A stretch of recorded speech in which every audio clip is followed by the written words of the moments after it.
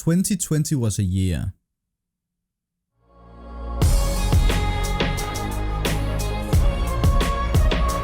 Yo, what's up? This is Smith and welcome to my favorite games of 2020, or a top 10 list. I did one of these for 2019 and I'm gonna do these every year, where I just do a top 10 of the games I played for the first time ever during that year, and it doesn't have to be a new one, just one I played personally for the first time. And of course, the ranking doesn't mean these games are better than these games, it's just what I had experienced myself and what will, in the long run, maybe have impacted me more. And 2020 was tough, man. Like, I played so many games. I can actually show, look at this list. These are all the nominees for this list. It's all games I've either finished at least once, or like an online game that gets updates and stuff that can't be finished. So, you know what? Without further ado, let's just go straight to number 10. And on my number 10 spot, I have Dishonored. You know, I played some insanely good games if Dishonored is on number 10. I wouldn't say that there are like a lot of stealth-based games, where stealth is usually the main focus of the game. But from the few I've played, Dishonored is my number 1 stealth game of all time now. I'd seen it before, I had never tried it myself, and God, it runs so well, so smooth. It's so fun to just blink around, crawl through things, become a rat bester, so many skills to use. Pretty simple storyline, but then amazing world and lore. And I also need to play the second one. I need to get around to doing that. I don't know when though, but I'll do it, trust me. But yeah, overall, I just love the way that you can play the game like you want. You don't even have to go stealth if you don't. You can just go goddamn mental. You can also just decide not to kill anyone. You can decide to kill everyone. So many little side quests to do in each map. And also just fun characters and nice voice acting. So I think it deserves the spot on number 10. Moving on to number 9.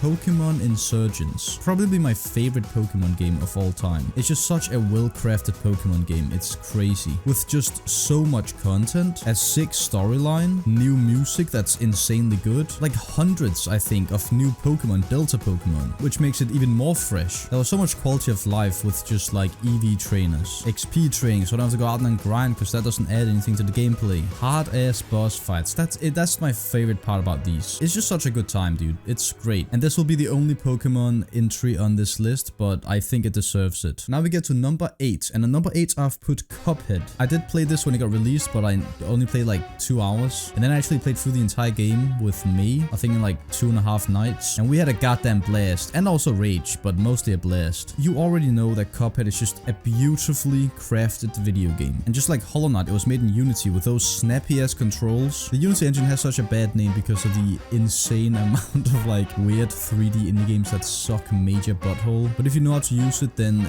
this could be the result. The art style is of course just stunning. It's incredible. All the anime. Wait, isn't the DLC coming out? I feel like if the DLC had come out, I'd actually put this a little bit higher on the list. But even without, like, I just like bosses, you know? When I want to play a hard game, what I think of first is bosses. Because all that in-between stuff just becomes arbitrary in a way. Because it's like, oh, I can just run past them. How's this hard? And then AI, RNG and all this. But when you focus solely on bosses, you can perfect them, their mechanics, everything. The game has so much charm as well. And the music, story is of course just a little goofy little thing. And then you finish it off with like a beautiful final boss battle. The parry system works so well. It makes the gameplay so much more fun than just holding down a button and jumping over things. I do wish I could get my time back spent on this stupid piece of shit though. Number 7, we have Metal Gear Rising: Revengeance. This game is fucking awesome. When I first started that game up, I didn't know what to expect. I just thought like, oh, it's just gonna be like Bayonetta. Then suddenly I'm fighting a fucking robot T-Rex. I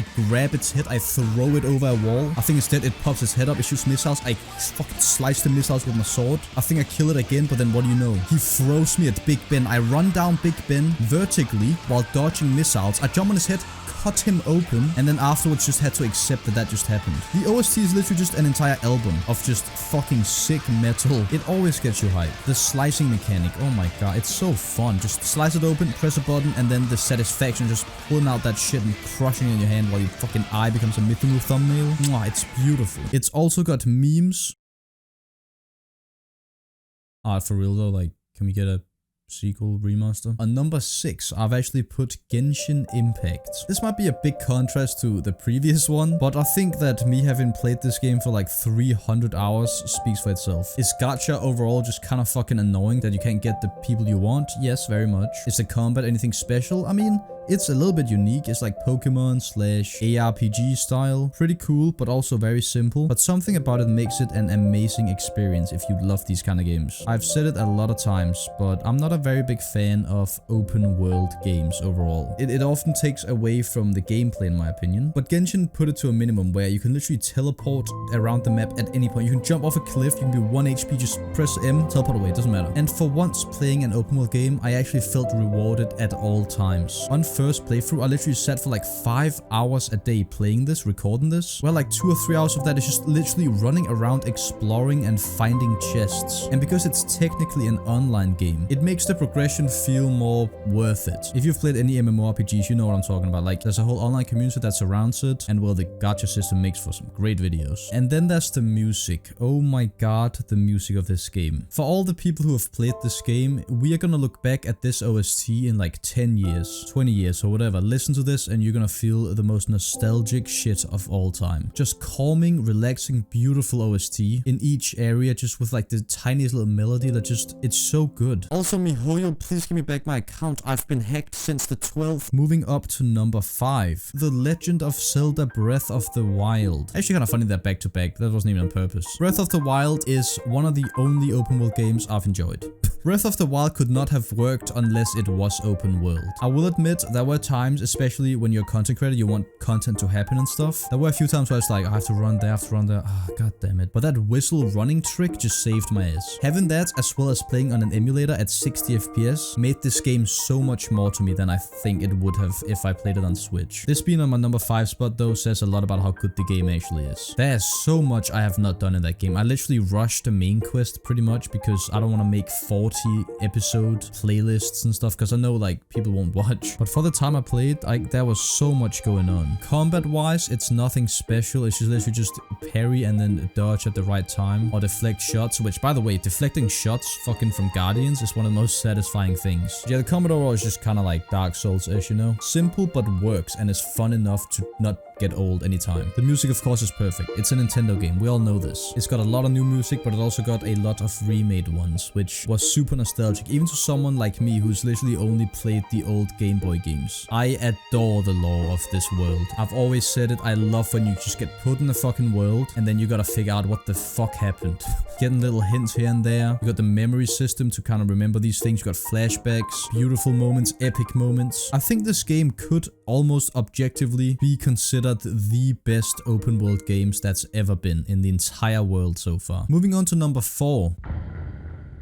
Undertale. I have always wanted to play Undertale ever since it came out. I remember having it on my old laptop, I think like a month after it came out, but I never ever touched it. And I finally got around to do it literally a few weeks ago. And oh my god, am I glad I did. What a beautifully crafted game. With one of the most catchy OSTs that's ever been. This game has way too many bangers, it's not even fair. It's got well-written, goofy-ass characters, a very interesting world. It's always poking fun at itself and other games, while maintaining so much seriousness that you feel like a part of the world. You play as a person who supposedly falls down into the underground, and then from then on out you just gotta go and you gotta find out what the hell is going on. It's got 3 major endings, one of which made me cry, but it's also just got so many more because of the amount of options you have of killing or not killing certain people, and it actually makes your decisions matter. My favorite part about Undertale though is definitely its characters and all the character moments. When I literally first saw Papyrus, I was like, this guy is a fucking beast and I love him. I do not want to hurt this guy. Then of course I had to literally kill him and everyone else. I'm gonna try to suppress that memory. The entire cast is so memorable. I found myself caring about them more than I probably should have, but I loved every second of it. It's one of the games I just, when I start playing, I don't want to put it down until I've finished the entire game, but I have to restrain myself when doing content. And the fact that during this series I avoided all comments on those videos to not get spoiled, that just made the entire experience even better, because then I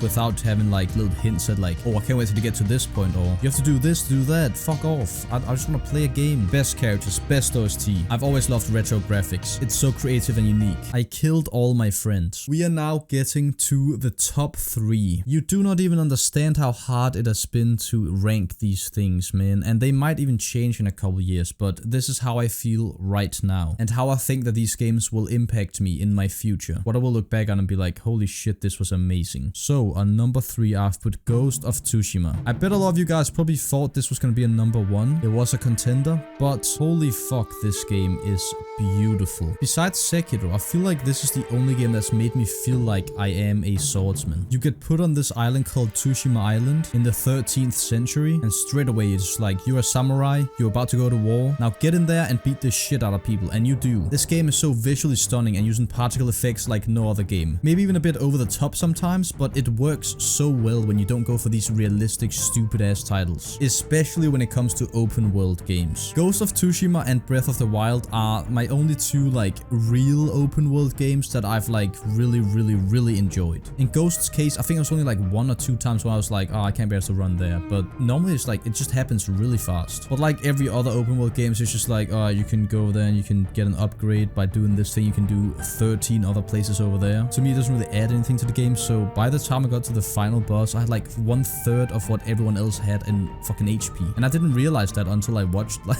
some other people play it. I'm like, where'd you get 30,000 resolve points from? But I had the choice to do so, so I did, and it didn't stop me from having fun with the game. The combat is very well crafted. It's so satisfying. You've got mystic arts you can do if you want. We've got the bow, of course, the best weapon in every open world game. It's always the best. Just getting those long range headshots is so fucking sick. We also got an incredible score, or OST, for this game. It has that samurai feeling, and the game is supposed to like feel like you're in a samurai movie, and it really does, especially once you unlock certain stuff later in the story. I've seen so many reviews of the game where they're just like, oh, the characters are bland, or the story sucks and shit like that. Like, I don't understand that whatsoever. And I think it's because of how realistic it feels, which is also a pretty major theme of this game. To me, all the characters feel super real, a little bit exaggerated in the way they, you know, interact with things. And when I say the characters are good, I don't mean they're the most complex, developed characters of all time. I'm saying they feel realistic and I can put myself in their shoes. It's all about Jin's inner conflict with what's going on. Will he become the ghost that he's rumored to be? Or will he follow his uncle to become a real samurai with honor and facing everyone head on? And these two paths are clashing at all times and can even be reflected in the way you play the game. I also cried like 2 or 3 times during this playthrough, and overall it truly shows just how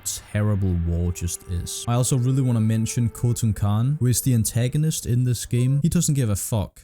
And it's really cool to see Jin kinda almost being more like Khotun Khan at times than he is like his uncle, and so on and so on. Like, you can analyze a lot. But yeah, overall that game was a blast, and I'm really happy I played it. And I'm really excited to actually play it at 60 FPS on the PS5 whenever that comes around. And now we get to number 2, Asuras Wrath. This game is the underdog. If you've not experienced this game, please go watch the series on this. It is a fucking beautiful, over-the-top video game. I played this after Metal Gear Rising, thinking it was gonna be somewhat of a similar thing. Just like really exaggerated fighting and just a comical, funny, beat the shit out of guys game. And while it was that, it was just so much more. But the story and characters have so much going on. And also the OST is so fucking sick. I cried the hardest I've cried on my channel, I think, ever while playing this game. It's very much one of those games where it's like you're either gonna fucking love it or you're just gonna be like, alright. But I felt like I was literally just playing in an anime with a very linear and normal storyline, just taken to a whole new level by the characters, the voice acting, the music, the visuals. There's just so many epic, beautiful, happy, sad moments everywhere. And it's almost making me want to cry right now just thinking about it. One of the things that dragged this game down when it originally came out was how Capcom was selling it. They were like selling separate episodes of the game. Like to get the ending you have to pay like an extra whatever, which is just so fucking stupid. That's of course not taken into account because I played it this many years later and just got the full game. But I do believe that's one of the reasons why a lot of people haven't seen or heard of it. And also honestly, it's one of the best English voice actor performances I think I've ever seen in a video game by Liam O'Brien playing Asura. I can still make myself cry just going back to those videos and hearing his scream or the final line he has in the show with the music playing, all that. It's goddamn near a masterpiece to me. It's hard to put into words how much I like this game, but I tried my best and I think it deserved the spot on number 2. Now before we get to number 1, I have 5 honorable mentions that didn't make the list but very well could have or should have. The problem in 2020 was that I played so many games. Like it's not even, it's like I played like 30 games that were like an 8 or 9 out of 10. While last year I was like,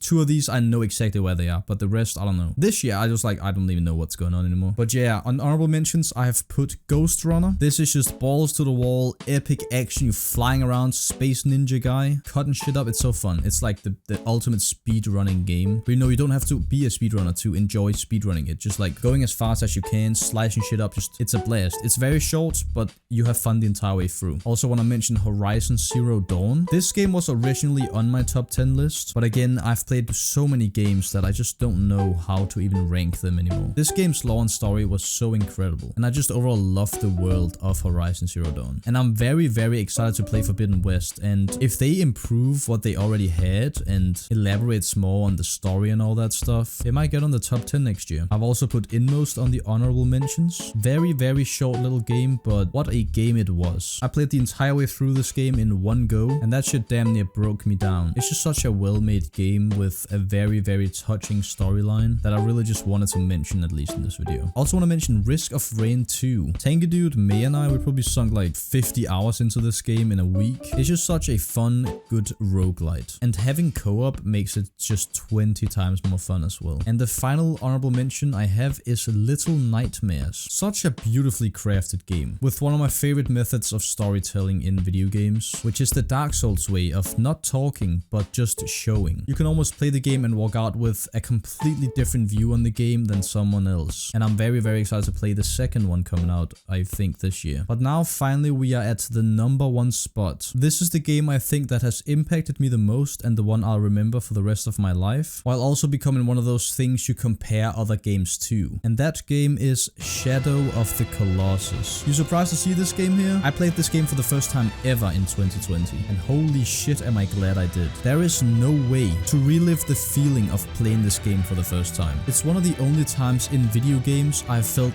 pure ecstasy or adrenaline at the same time. Not to mention the OST, which is one of my favorite OSTs of all time. The feeling of crawling around on these mythic structures is unmatched by anything I've ever played. You feel like you are almost playing a character in a movie scene. You don't even know exactly what's going on, what these characters are, who you are, but when you're literally flying on a giant sand dragon, trying to take that down to save some girl, you know that you're doing something you're passionate about. Just the visuals, the atmosphere, and the whole mystery just surrounding the world and the creatures themselves. You have to figure out how to take these things down, and they're more like a big puzzle than they are a boss fight. You go from one colossus to the other, not even knowing what to expect, while being guided by something you don't even know what it is. And after you finally defeated all 16 of these giants, you get greeted with a very, very chilling ending depending on how you look at it. Overall, the presentation of this game is nothing short of a goddamn masterpiece. Now, I will say the gameplay, it's not very good. It feels pretty wonky, and some of the bosses are a little bit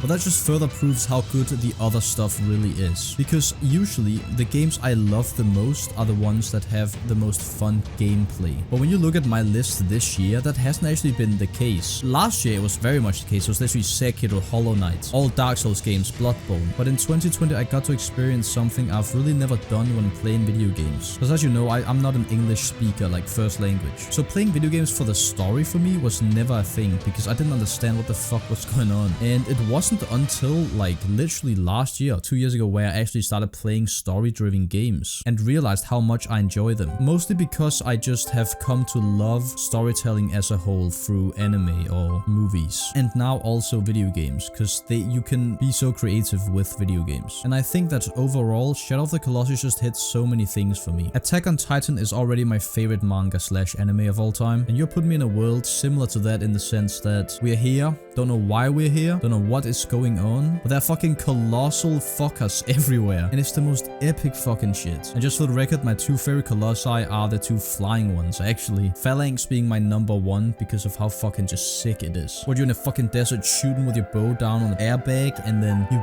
jump off your horse, hang on its wing, climb on top of it. It's just so fucking sick, and it is actually possible that I will never feel that kind of specific type of adrenaline again just ever. I remember literally sitting there with my eyes wide open and my mouth just like, what the fuck is going on? I'm climbing this beast and just loving it. It wasn't even a popular series on the channel or anything, but it has been a very big deal to me personally, and that's what this list is all about. So that's gonna have to do it for 2020's list of games. Just overall, thank you guys so much for the support in 2020. It's, I think, my favorite year on YouTube ever since I started back in like 2013. Just like, I'm just doing what I love and you guys are watching and we're all just having a good time. So yeah, again, please leave a like, leave a comment as well. I'd love to hear your favorite games or series on my channel, or what games you've played. Might even give me some ideas for what to play this year. Check out my Twitter and my second channel. Of course, subscribe if you're new around here. And as always, my name is Myth, and thanks for watching.